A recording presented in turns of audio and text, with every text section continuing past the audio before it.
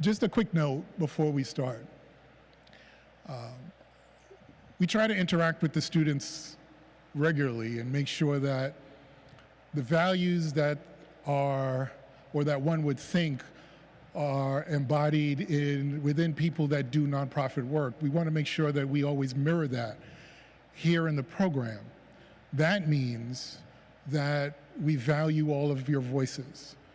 And one of the reasons this event came about today is because as a new director, I got to talk and spend a little time with one of our new students. Kate, are you here? Hey, Kate. Kate's a dancer. And when she talked a lot about the arts and the nonprofit work, and there was an opportunity for us to come together to have a really good conversation about where we are in the world today, I thought about bringing some, for lack of a better term, joy to our conversation and really engage the arts and the spirit.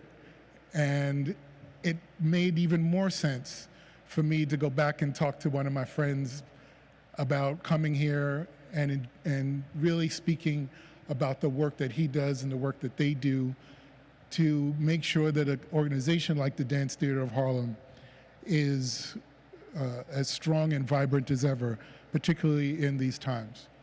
So, without further ado, I want to welcome you to the program. Thank you for coming to the program. And before I introduce our friends and guests of honor tonight, I'd like for you to watch a little video.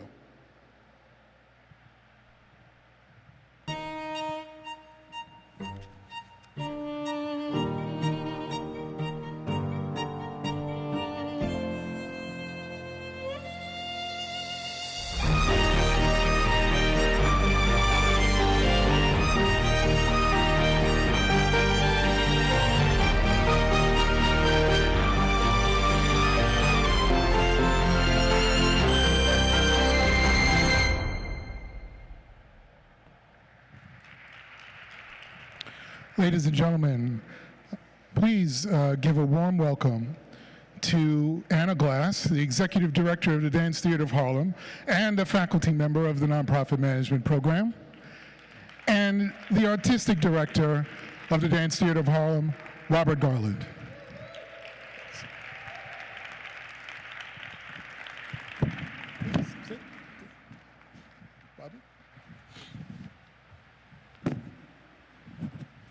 Thank you, Basil. Well, you're very welcome, sir. I'm sort of a big fan of Inside the Actors Studio, so if I can invoke Mr. Lipton, we want to begin at the beginning. Yes, sir. So, I'll start with your executive director, because I had a longer conversation I want to have with you. But Anna, tell us how you got to the Dance Theatre of Harlem. Where are you from, and how did you get to this role? Wow, that is a really wonderful and long story. First of all, thank you, Basil, for giving us this opportunity to be here this evening. So I am a former dancer a million moons ago. I did not dance with Dance Theatre of Harlem, but dance has always been my passion.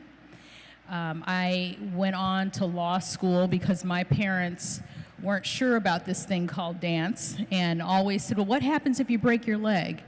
And so I have always sort of lived in this duality of both dance and sort of this administrative hat.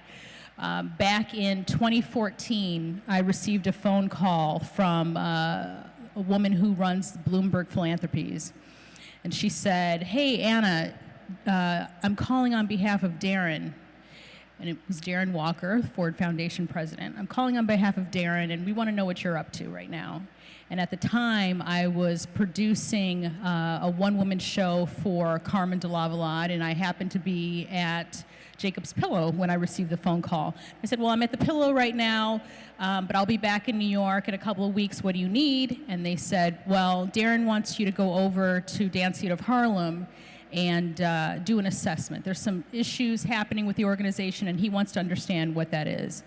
So I, show up, and I do my assessment, and then I'm called into the office of Mr. Walker, and I present my findings, and he says, yeah, that's exactly what I thought was going on. Now I need you to fix it. And so, you know, when Darren Walker asks you to fix something, you don't say, well, Darren, you know, I had other plans. You know, you say, okay, yes, sir, I will, I'm on my way. And so 2015, January of 2015, I started as a consultant. I had a 2-year-old at the time, had never run a dance company before, and so I had asked a colleague by the name of Sharon Luckman, who had just retired from running the Alvin Ailey organization for 25 years.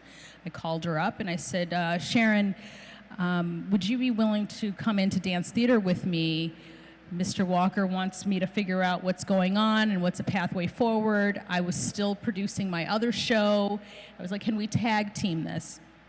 She said, I'll give you 6 months. I'm retired and I'm going to Florida.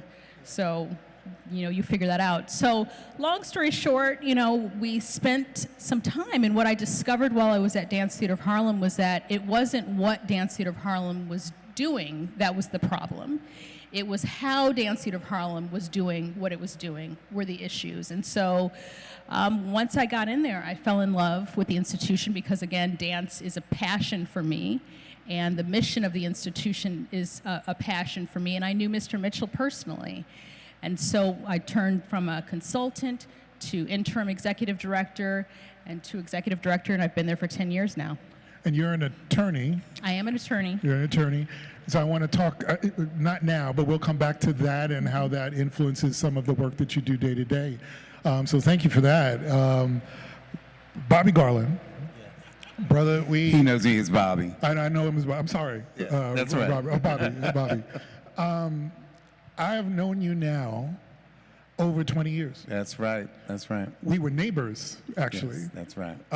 In another lifetime. And in getting to know Bobby as a neighbor, I happened to be at that time.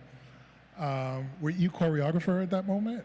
I was just becoming resident choreographer, like literally that moment. So I'm going to ask you to go through your background a little bit, but I just want you to know, when Bobby and I met, I was working for then Senator Hillary Clinton. And one of the things that I did in her office, by the way, Hillary Clinton's now a colleague of ours, right? Teaches right across the way there at SEPA. But when I was working for her in the Senate, one of the things that I worked on was the Black History Month event every year. And I think it was my last year in the office, we did our event at the Dance Theatre of Harlem. And I think we have some pictures of that, because that day we honored Barbara Smith from who ran B. Smith's restaurant. B. Smith's restaurant, that's right. We also had Moshe, the designer. Moshe, the design from Brooklyn. They were very distinctive designs. Yes. We also had Neil deGrasse Tyson, which was just great. That was a phenomenal speech that he gave. I remember that. And a wonderful, sort of a legendary photographer. That's right. Why am I blanking on his name? I know, I'm blanking on his name too. He's wonderful. Yeah. Legendary black photographer. Yes. Was it Gordon Parks? Gordon Parks. I can't believe I blanked on his name. Parks, yeah. Gordon Parks. Oh, there are pictures here, yes. which was with Arthur Mitchell. That's right. So Bobby, as we're looking at those photos, tell us about your background. Where are you from? How'd you get to the dance theater? Well, I'm originally from Philadelphia, Pennsylvania. I studied there. Go Eagles? Mm-hmm. Go Eagles, yes. As a Cowboys fan, I shouldn't say that. Right. And so that's where I'm from. I studied there at the Pennsylvania Ballet, and I also danced with the Philadelphia Dance Company, which was a modern dance company. So I had the experience of ballet and the Black modern dance experience. I came to New York to attend Juilliard, graduated with a degree from there, and finally got to my ultimate dream, which was Dance Theatre of Harlem. I started there as an apprentice and moved my way up through the ranks and became a principal dancer. And eventually Arthur Mitchell gave me an opportunity to choreograph. which was great. And so I began choreographing, and I also ran the school as well. And I always tell people that while the choreography thing is a hot and kind of alluring thing as an artist, it was a school that taught me everything. It taught me how to look at a budget. It taught me how to deal with students from 3 to 23. It taught me how to be responsible to parents that are paying lots of money for instruction. So while I love the choreography thing, and I still do it now in the seat I sit in, please come and see us in April, I definitely learned the most from the school piece. Yeah. Now, in the video that we just saw, there was a line that said something about singular presence. Mm-hmm. Could you explain a little bit about, and I'll start, and Bobby as well, what is singular presence to you, and how does it influence your day-to-day? Do you want me to go first? You can go first. Okay. Yeah. So, Dance Theatre of Harlem is situated in such a unique space. So you got a little glimpse of it in that video. We are a ballet company. We are a classical ballet company. But we are also an institution that reflects where we are from, Harlem, where we were born. We reflect the African American community and culture. And so, we are singular in that. Oftentimes, Robert will share stories, and I remember hearing it from Mr. Mitchell too, that, in the ballet world, we were not ballet enough. And, we are not Alvin Ailey, our cousins down the road, and so we were not perhaps black enough, right? We live in this space where we are unique. We are unique in our voice. We are unique in the terms of the choreographers that we put on stage, and Robert certainly can talk more about that from a choreographer standpoint, artistic standpoint. But we're also unique in terms of how we are situated. We are definitely rooted in Harlem. We live in a residential block. We feel very deeply that we belong to that community, and we're responsible to that community. And so it is our singular presence in the art form. It is our singular space here in New York City. We are singular when we are touring all around the world. And so we take that responsibility very seriously, very seriously. Yeah, as a graduate of Juilliard, I deeply understand the Western European arts tradition. And ballet is in or sits in that space. So while a student at Juilliard, I had an opportunity to see a lot of my now friends. Wynton Marsalis was one, Wendell Pierce, another one, who, like I, were in a space where we were negotiating not only ourselves as men of color, but also in this highly charged Western European art form. And so in fact, Wynton actually had won a Grammy while we were still in school. And interestingly enough, he won a Grammy for two Grammys, one for a jazz album and one for a classical album, because his classical chops were brilliant. He, of course, went on to focus more on the jazz side of things, but he did have that other training as well. Wendell Pierce opened my brain up to lots of African-American playwrights, because that was not happening at Juilliard. So Wendell would stage his own presentations with The Dutchman was one of them, and Mary Baraka's Dutchman. And so after that experience, going to Dance Theatre of Harlem is kind of a natural fit for me, because it was in alignment with what I'd experienced as a student and as a young man as well. Now, you talked about being black in this art form. Mm-hmm. We have a video entitled Many Hues, which I want us to see. And on the other side of that, I want you to talk a bit more about what's in that video and the role and the vision of Arthur Mitchell, because you've both mentioned him. So I might want to make sure that we get his voice in here as well. Yes. So Many Hues. Many Hues.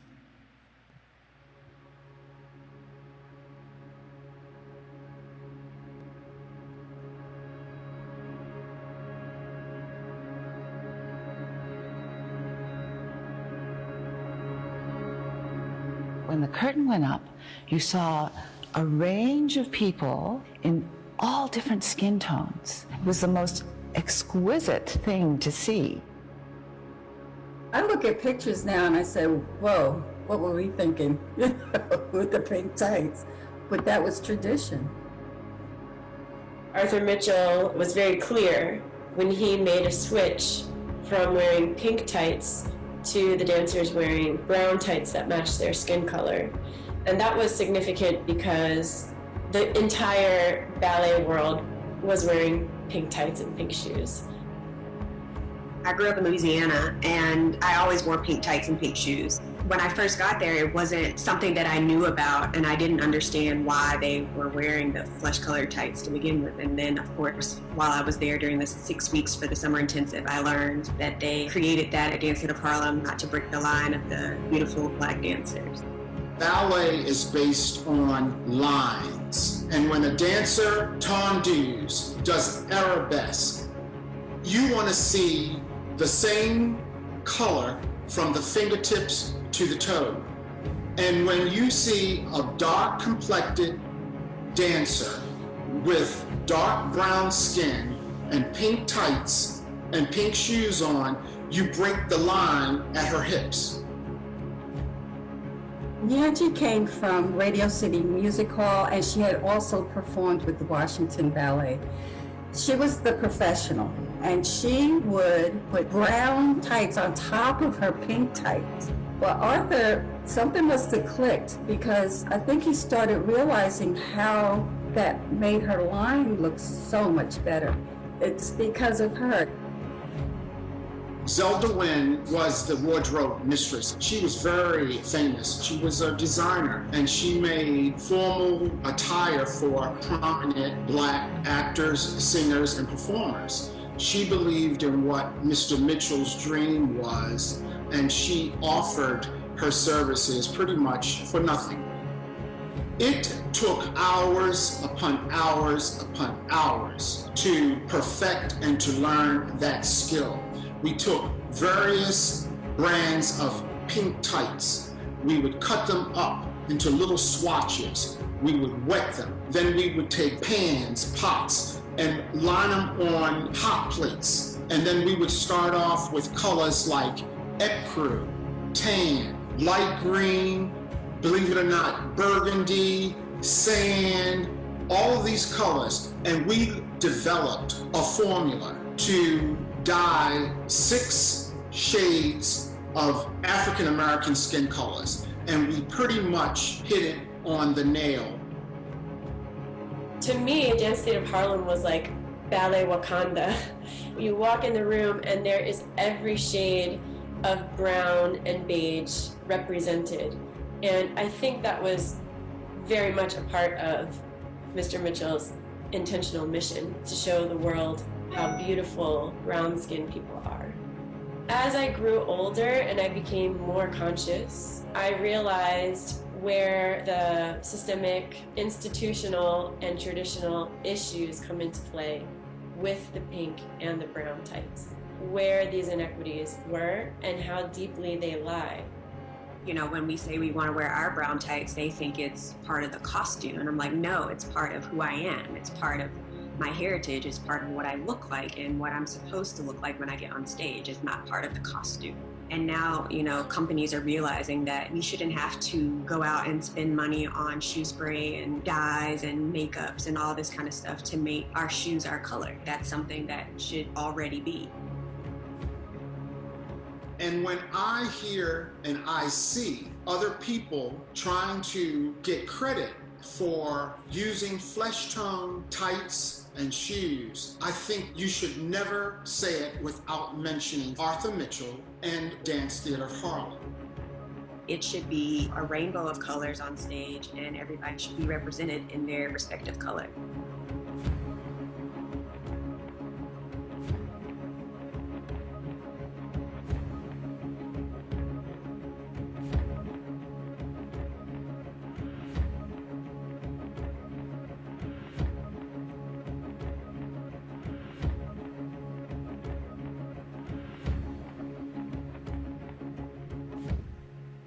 That is outstanding. Thank you, thank you. So, please, you've both gotten to know Arthur Mitchell. Yes.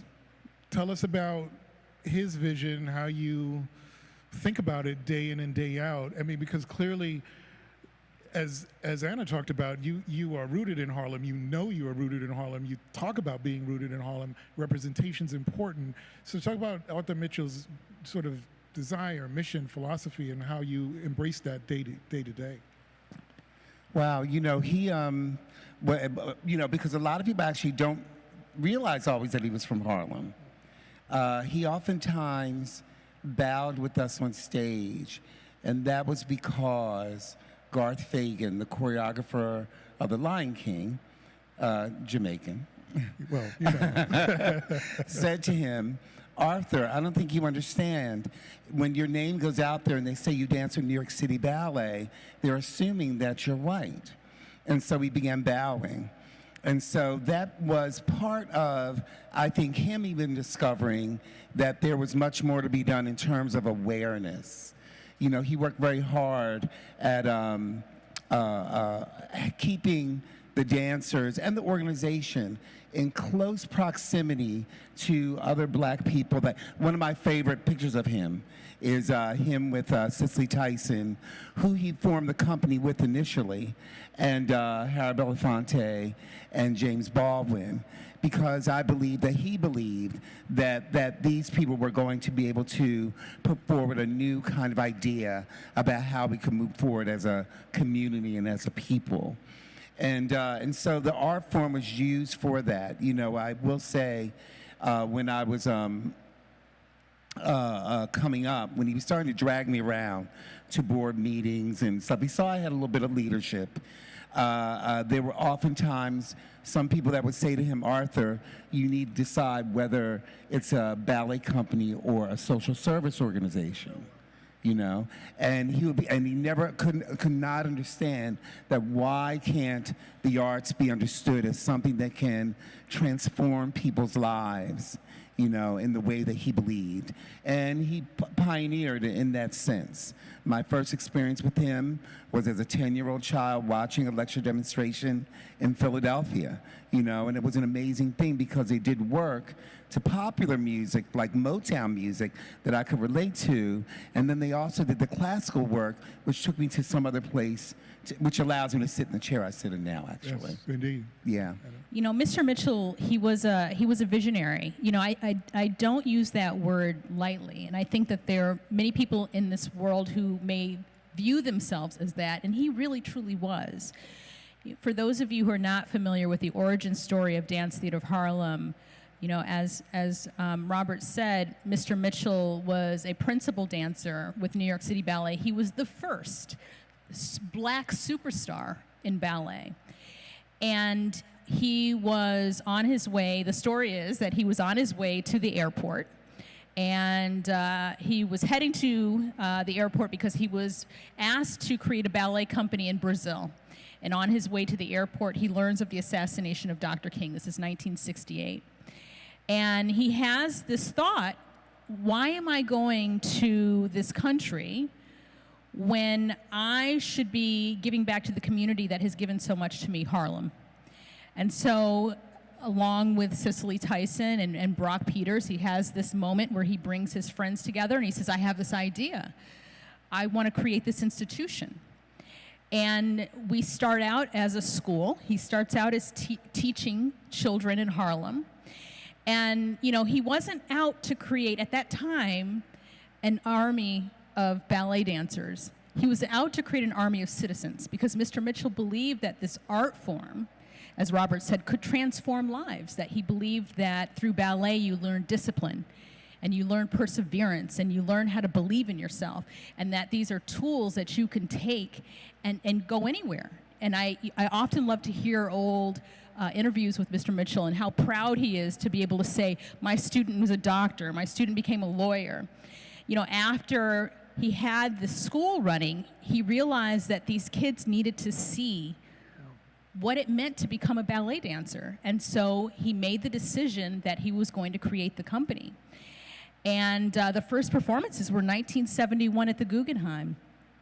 And those early years, we actually have one of the early members of the company, Miss Marcia Sells, here with us Marcia. this evening. That those early years were really, really telling. The piece that most people also don't know is that Mr. Mitchell, he was so brilliant as an administrator. Well, he had some stuff that he needed to work out as an administrator. Let me not say that better. But what he did was he purchased real estate in Harlem. And the reason why he purchased real estate in Harlem was that was how he was seeding the organization. He would sell off property to make the Firebird happen or to create Dougla. He was really had vision. He could see what was happening. And I really feel grateful that I had the opportunity to spend some time with him. In this seat, now I understand, Mr. Mitchell was tough. He was tough because he was clear. He knew exactly what he wanted and knew exactly what it took to get to excellence. He believed in excellence deeply.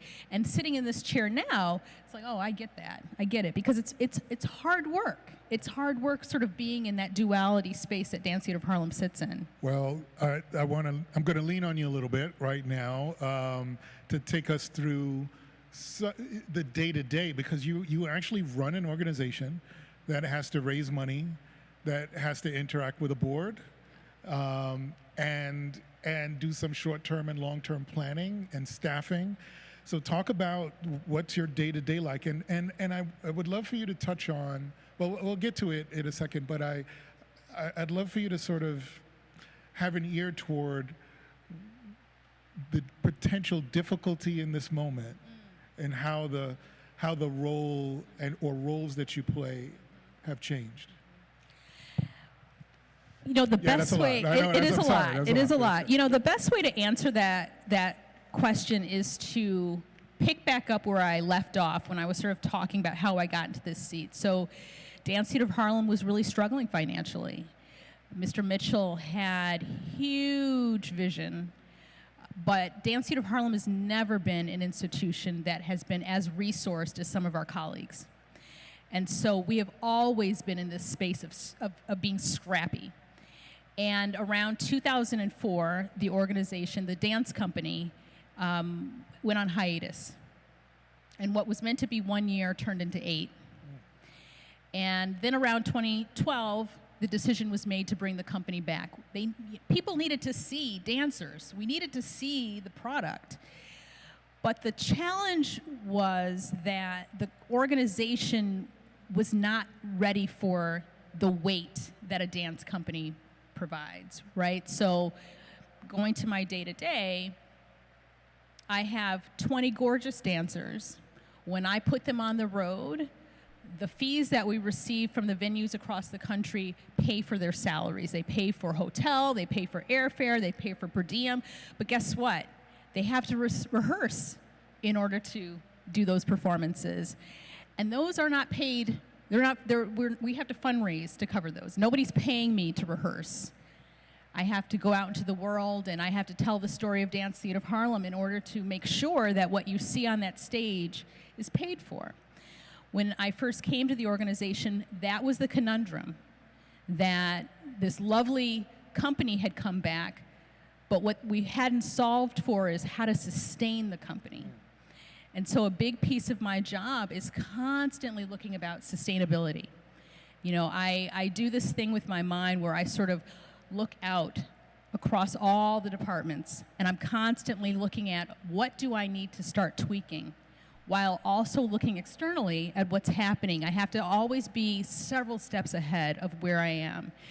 So in terms of what's happening right now, I'm used to volatility. When I first came to DTH, my biggest worry was payroll, how to make payroll. And I was constantly on my feet, trying to stay ahead of making sure that I could keep people paid. Now I don't have to worry about that. The volatility is nerve-wracking. It certainly keeps me up at night, but it keeps me up at night because I want to stay ahead of it. And it's hard to stay ahead of something that you're actually not sure what's happening. What I will tell you is that we are leaning all the way in to individual giving.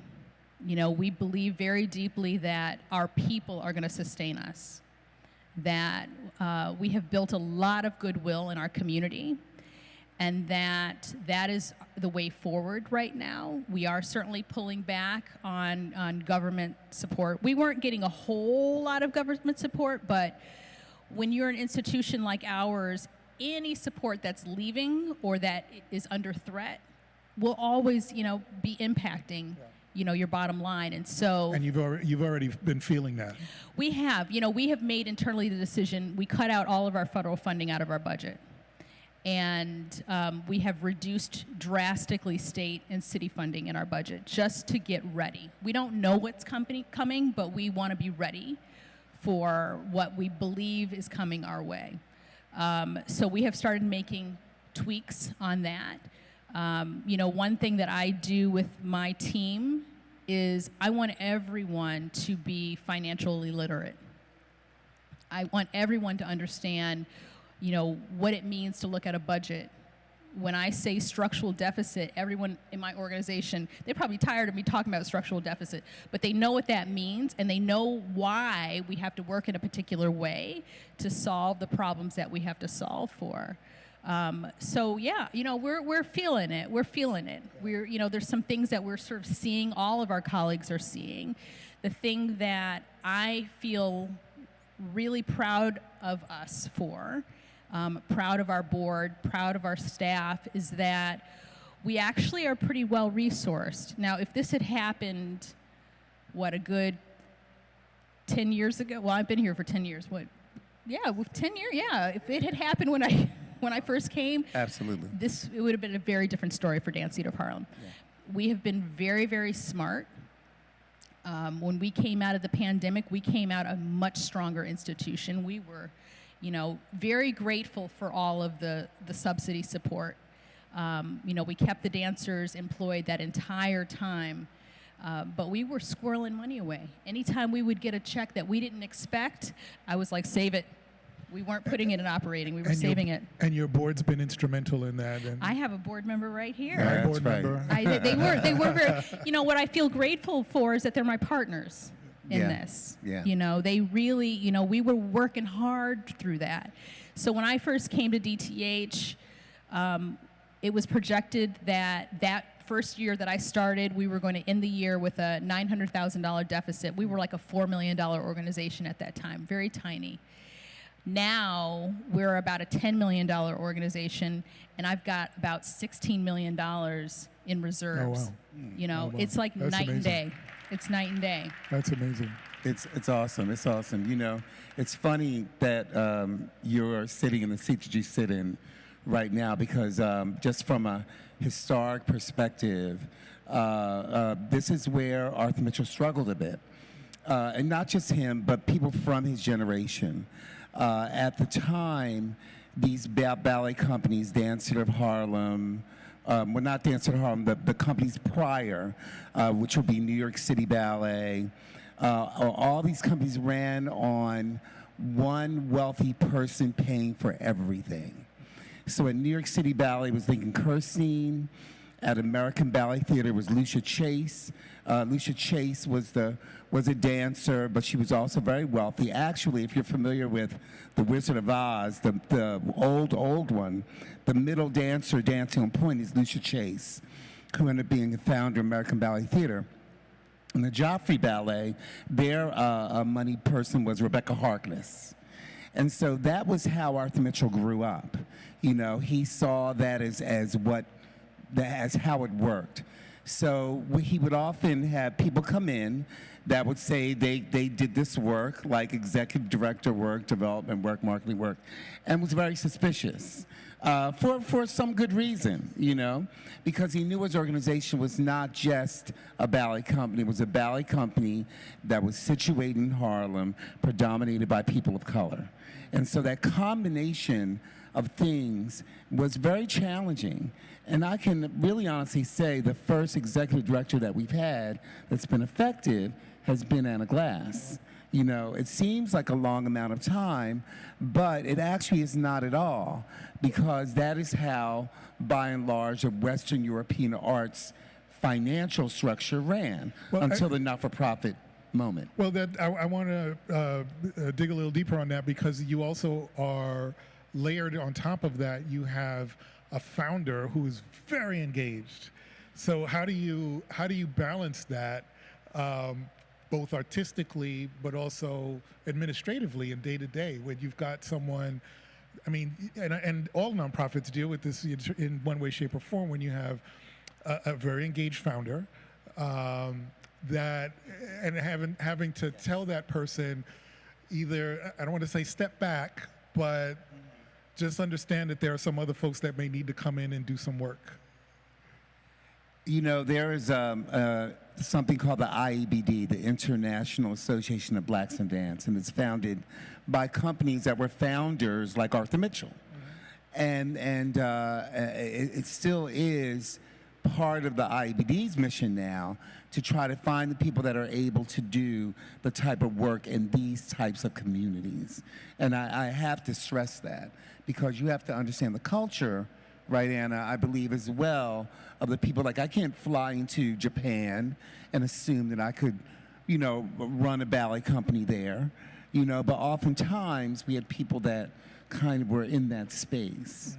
Right? Is that? No, it's true. It's true. And you know, I always, whenever someone tells me, oh, I'm taking a job with, you know, such and such nonprofit, and, you know, the founder's still around, and I'm like, oh boy. You know, there is, I always wonder what it would have been like if I had been running Dance Theatre of Harlem with Mr. Mitchell. And I don't think it would have been possible for me to be successful in this role, because Mr. Mitchell was, I'm trying to think of a way to describe. He was singular.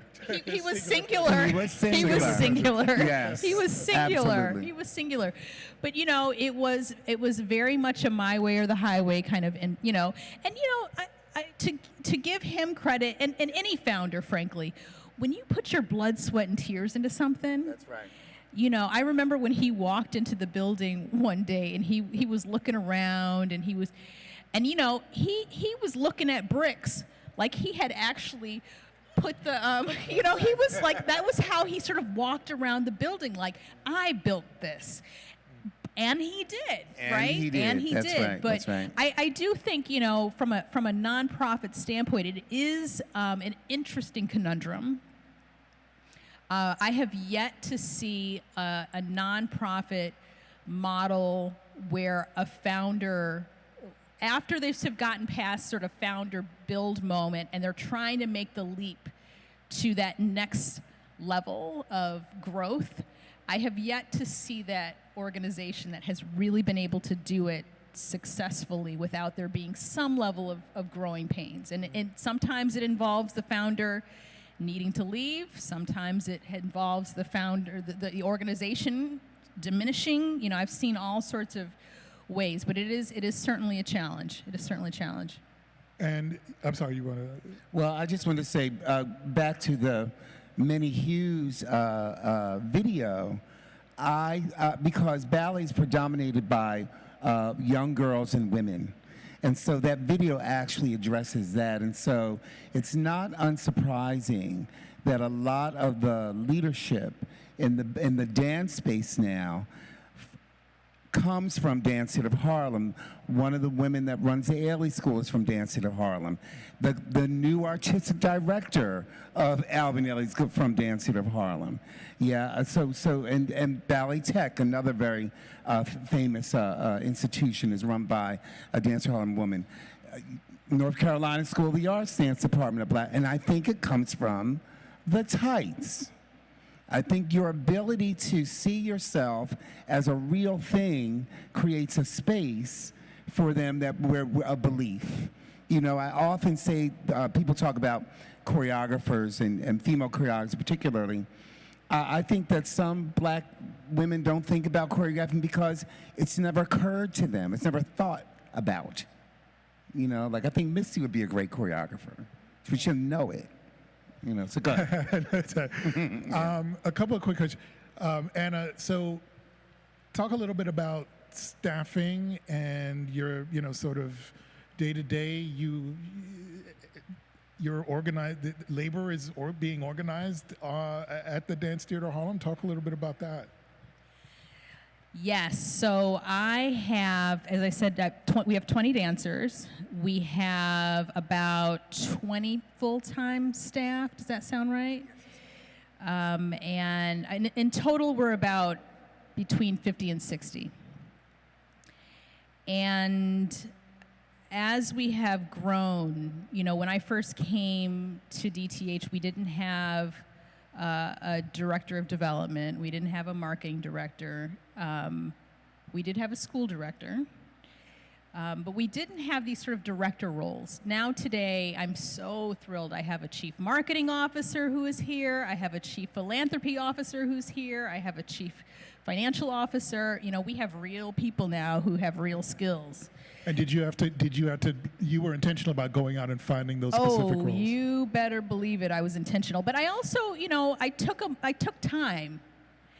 I didn't make those moves until I felt we were ready, because I had come from where we were, where it was like a game of robbing Peter to pay Paul for payroll, and we weren't going back there. And so, I'm even still to this day, I don't have an assistant. I drag my feet on things because I want to make sure I'm not adding too much weight on the organization. Wait, you don't have an assistant? I surely do not, and everybody hates it. But you know what? I'm cheap like that. I would rather put money in other places, and I'm like, I should manage my own calendar. But everybody hates it. Everybody hates it. So, the day-to-day now looks very differently for me, because now I have people who run departments, and we are far more efficient and better administratively. So yes, we are going through a unionization process. I didn't see it coming. Okay. It was, for me, I'm from Michigan. I come from a family that is very pro-labor. My father was in the automotive industry. And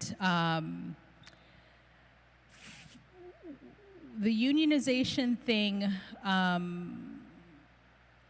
when the dancers decided to unionize and they came to Robert and I, my first response to them was, congratulations. In my mind, I was like, oh my goodness, how is this going to work? But for both Robert and I, we believe very strongly in centering artists. We believe very strongly in centering the wellness and well-being of artists. So we're early in our process right now. I love our process. Yeah, it's going very well. It is going well. I mean, there have been been moments where I've, also lost my mind a little bit. But for the most part, I love the process. And I think why I love the process, we made the decision to create a mission statement for our collective bargaining agreement. We started there because I felt very strongly that I wanted all of us to be on the same page in terms of what's important.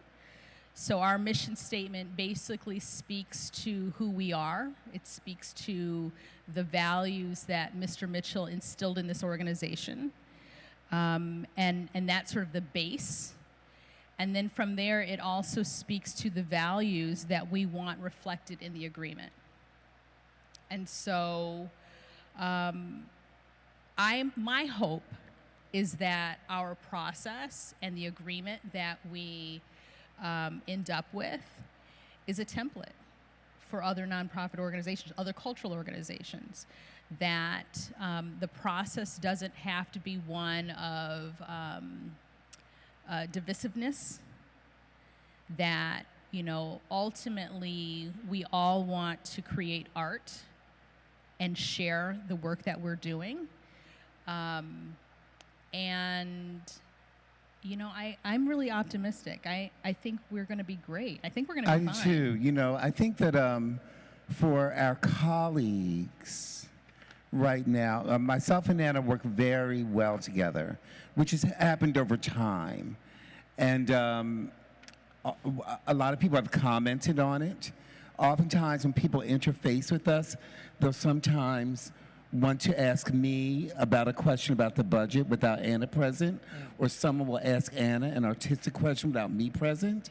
And so we struggle at times trying to nicely let people know that we're not moving in either of those directions if we're not there together, you know, because that can turn into, as we've seen before, chaos. And so, sorry. Well, no. I'm very thankful for the conversation because, as I said, we are a nonprofit management program, so we have to talk about the art, but we also have to talk about the business side of what it is to run an organization like this. And in so doing, I just want to make sure that we talk about it before we leave today. You have some shows coming up. Yes, we do. We have shows coming up in April at City Center in about a week or so. It is my second season as artistic director. We are doing a lot of very new work. Arthur Mitchell founded Dance Theatre of Harlem after he was discovered and mentored and made a star by George Balanchine. And so George Balanchine and the Balanchine aesthetic is very much a part of our environment and who we are. I should give you the background on Mr. Balanchine because not everyone knows, but he was a Russian emigre that moved to Paris, that was a resident choreographer like I was for a company in Paris, Diaghilev's Ballet Russe. That fell apart, and a man named Lincoln Kirstein came from America and asked him to form a company, or move to America and form a company. But Balanchine said, no, that's okay, I won't go. And so that night, he went out and he heard a music, and it was jazz music. And he went to the Parisian club owner and said, where's that music from? And they said, America. He said, oh, like the guy, Lincoln Kirstein, that just came. So he goes back to Lincoln Kirstein and says, I'll go for a short time. He lands in America, lands in New York, and he asks where the jazz is. And they tell him, well, you have to go uptown for that. And he said, why? He said, because that's where the people are that play it.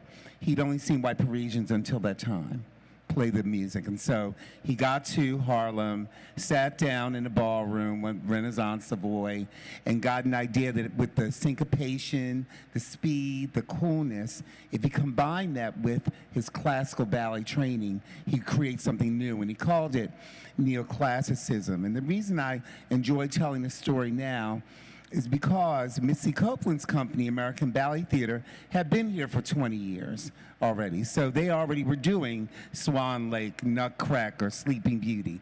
So he knew he needed to find something new and different. And so it was not only an artistic choice that he loved, but it was also a practical choice as well. So basically that it was the Balanchine influence. So whenever we do our performances, we always have a Balanchine work.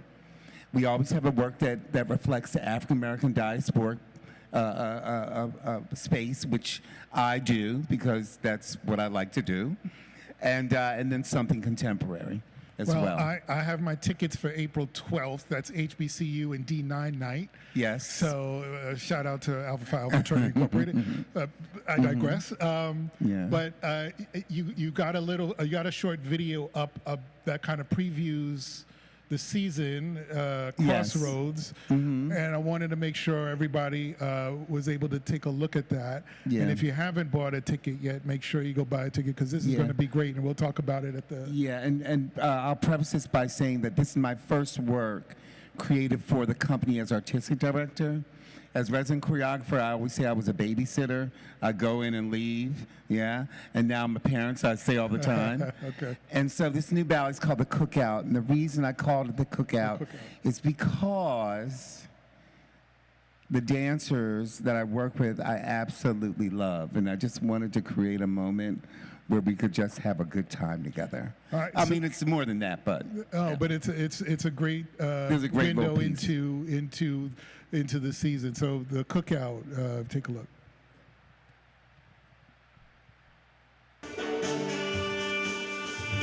The Cookout is euphemistically a space that we, as a culture, invite people into.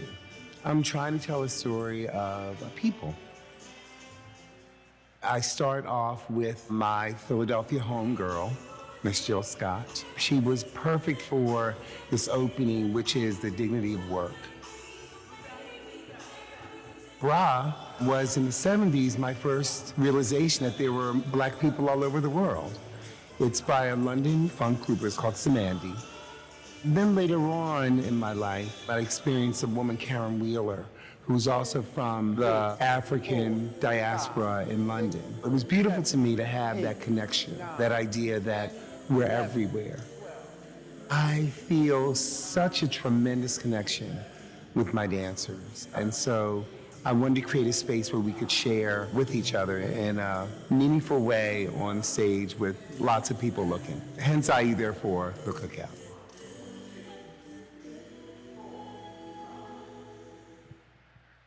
Now, one of the things that I wanted to, that's fantastic, by the way. Thank you. I have two questions. One about, you talked about Samande, one of my favorite groups. If you don't know, Samande has a track called Bra, which is what you used in there. It has probably one of the best break beats in hip hop history ever. But it's a fantastic song and a wonderful group. How'd you choose them? I chose them because Arthur Mitchell, a long time ago, started something at the Royal Ballet in London. London's Royal Ballet, because there are other Royal Ballets, but London's Royal Ballet. They approached him about starting a program called Chance to Dance. And Chance to Dance was this program's idea of inviting students of color, black students, into their school and hopefully eventually into the company. Just recently, the organization has revived that programming. And so I use Bra and Karen Wheeler because they are from that African diaspora, Jamaican as well, in London. Because it was the first time as a child when I experienced that, realizing that there weren't just black people in Philadelphia, but there actually were black people in other places that do great things. And so Samandi and Karen Wheeler, who is also a singer actually for Soul to Soul, until she made her own solo song. And we wrap it up with Brass Construction, who are from Brooklyn. Yeah. Right. Mm-hmm. So I wanted us to, and just for a little housekeeping, I'm gonna ask a last question here. I have time for like 2 quick questions, but I want to make sure that that at least one of our students gets to ask a question. Current students, where are you? Good to see you. Thanks for coming. We'll see if we can get a question from you. I got time for maybe 2 very quick questions, and we want to wrap up with another very important video. But my last question to you is, given where we are in this moment and given what we saw in the video and what we have been seeing, talk to us about your work and bringing joy out right now. Yeah. We heard a lot about vibes and joy, at the end of last year. Why is it, how does your work sort of bring that about today and give us something to sort of carry with us for the foreseeable future? Well, the cookout actually ends up, as I say in some interviews, in a joyful space, a joy at large, black joy in particular. There are 3 dignities I kind of deal with regards to what I learned around Arthur Mitchell: dignity of work, dignity of culture, which is the Bra piece, and the dignity of sorrow as well, which ultimately culminates in joy. But also the idea that black spaces have held me up. I'm looking dead at Suzanne Miles, who is a former student of the original Dance Theatre of Harlem school, right, Susan? And she and I both belong to Abyssinian Baptist Church. So weekly we share in a black space that keeps us uplifted, does wonderful things for us. And so I see Dance Theatre of Harlem, the historically black college and university space, all of those places as linked as areas where, because a lot of people were saying at one point, well, now that there are black dancers in white companies, maybe there's no need for Dance Theatre of Harlem anymore. But that's like saying there's no need for the black church any longer, or there's no need for black colleges any longer. These were spaces that were cultivated and were in response to a situation that we would had to take care of. So that's how we get there. Sorry. And, no, that was great. Anna, any thoughts on bringing joy? Joy. I think it's a really important time for us to really sit in joy, just be enveloped by joy. I'm really excited to see Robert's work here in New York. I've got a chance, it premiered in Seattle.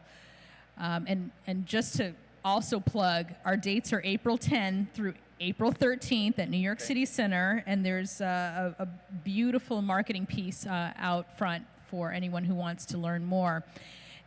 When you come, I'm gonna frame it with coming to see Dance Theatre of Harlem. When you come see the company, when you come to City Center, it is all about joy. It is not about coming to sit in a theater and to sit quietly and to witness something and to hopefully, get something and leave. When you enter into the building, you're going to hear music because we have a live DJ. And the intention is for people to come together and dance. It is so important for us to remember that moving our bodies, being in community, laughing and smiling are fundamentally part of who we are as human beings. And now especially, I think it's really important for us to embrace these moments of being in community. And when I say community, I mean all of us. I don't mean some of us. I mean everyone.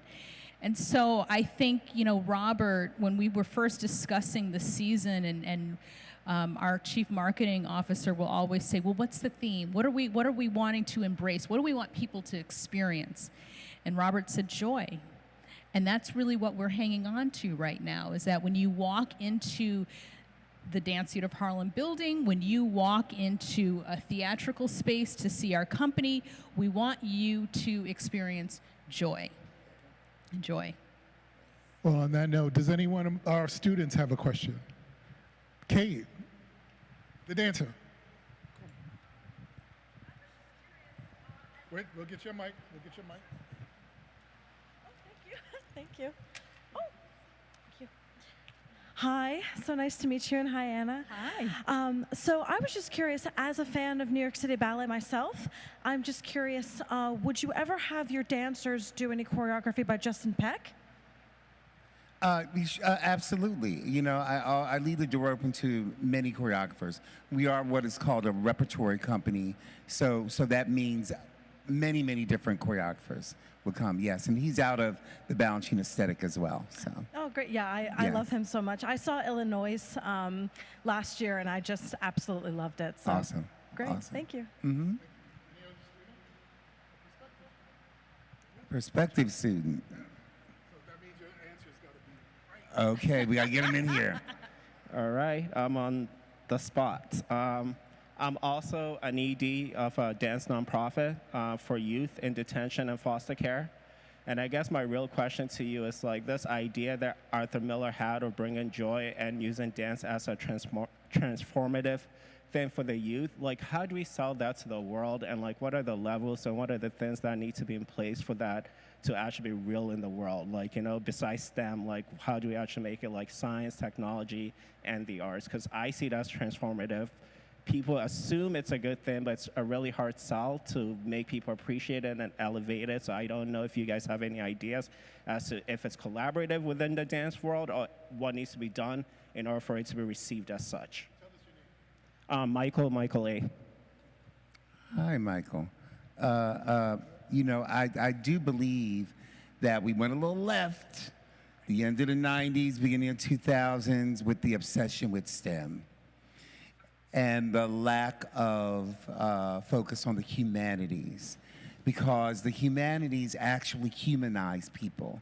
They give you the ability to be empathetic. You can build anything from a technical level, but if there's no moral compass underneath that thing, then it'll never work. Yeah, and so that's a very good question, actually. Go ahead, Anna. Yeah, what I add to that, for us, the way we see our work, we see it touching a variety of aspects of society. As I mentioned early on, we see this art form teaching discipline. So for those, I'm going to sit from a funding standpoint, so I'm going to use that lens. So when you have funders who may be put off by culture, arts and culture, but they are knee-deep in supporting youth, we will often use language that will help funders understand that young people who are coming and studying dance, they are stretching their minds. There is value that they are being given by participating in the arts. And so we will explain what that might be, or if there is a funder who is focused on community development, or job creation. We will use language that will help them understand that arts and culture, we touch all of those things. I think the thing that is the challenge is that there are so many people who unfortunately have experienced arts and culture as this sort of tiny thing, or maybe they've not experienced it at all, that their awareness is so limited. And so they may not see how the work of the arts and the arts and cultural sphere really is transformative. It isn't a bumper sticker. I think that the work that we do touches many sort of priority areas that many of our funders have out there. So that's sort of how I am able to address that. Now, I lied. I do have one more question, but before I ask that question, I have to say this. We've been friends for a minute, and every time you see me on TV, you're like, "Yeah, that was great, man. I love what you said." You'll send me that text. A lot of pretty early in the morning, so I'm surprised people are actually up watching TV. But the point being is that we've followed and supported each other. So I have to say that when I saw this photo, if you could show that photo, this was a New York Times story announcing you as artistic director. Yes. And brother, I was so proud. I thank you, Basil, for mentioning me and on television. I did. I mentioned you on TV. Blowing me up. I did. I sent the article and the photo to all the friends. I put it on social media. I was so proud of you. I just wanted to ask you, when you saw that, how'd you feel?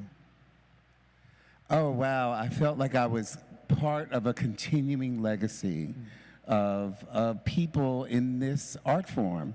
And not just myself, but Mr. Ailey, DeLavalade, all these people that have been around me and a part of my environment.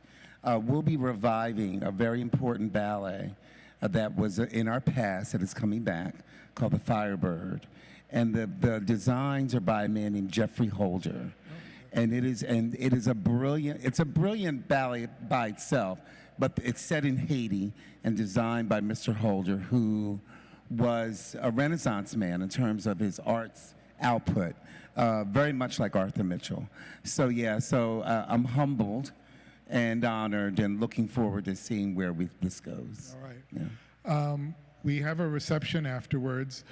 This will not be the last word. I do want to acknowledge, because we've talked about Arthur Mitchell, today is his 91st birthday. Happy birthday, Mr. Mitchell. Happy birthday, Mr. Mitchell. Happy March birthday. 27th. So he will get the last word. But before we go to Mr. Mitchell, I do want to say thank you so much, Robert Garland, Anna Glass, for what you do and for being here to talk about it. Thank you. Thank you, Basil.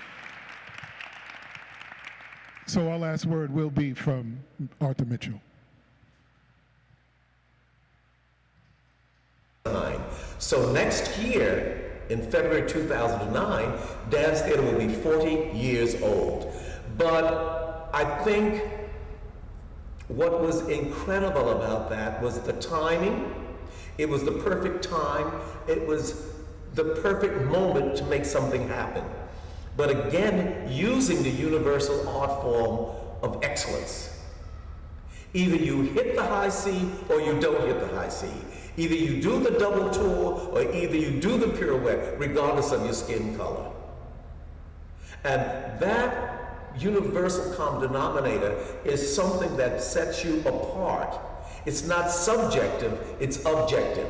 Now, you may do subject matter pertaining to the black experience, but I quibble with people about black dance. What is black dance? What is a black pirouette? What is a black double tour? It's the subject matter relating to your subject that you're talking about. But the basic ABCs of the technique are the same. As I say, a middle C or a high C is the same on any piano around the world. But it's what you do with it in the subject matter that makes the difference. And that's what Dance Theatre has strived to do. And that has been part of the success of Dance Theatre of Harlem. And in doing and having the highest level of quality, it's had the impact to change people's lives. It's to give the opportunity to young people that we become like the beacon to all third world countries of, yes, you can, once you provide the opportunity for them. In 1992, the last year of apartheid in South Africa, Mr. Mandela asked me to come to South Africa. And I said, you know, Mr. Mandela, my nature is, I don't know if I can survive under an apartheid system. He said, Arthur, the only company in the world that can come here and have the impact that I want is Dance Theatre of Harlem. Because you've proven that any child, given an opportunity, can excel. So I said, you know, Mr. Mandela, I'll do it, providing there's certain caveats that go with it. Everything we do must be integrated. Now, apartheid was still in place. And there were 80 of us, and we went to South Africa, and the murders in the Suskine, all the war was going on at that particular time. And for us to be in a society where African Americans or people of color were the majority, not the minority, was awesome. But to be there doing the war was even more so. And consequently, it was a life-changing experience for all of us. And again, it showed that the arts can go and do something that a businessman can't, that a politician can't, no matter how rich or how poor. But the quality of what you do, if you can touch people here in the heart, you won. Thank you all. Thank you very much. God bless. And as I said, we have a reception afterwards. Thank you. Awesome. Thank you. All right. Thank you all for coming.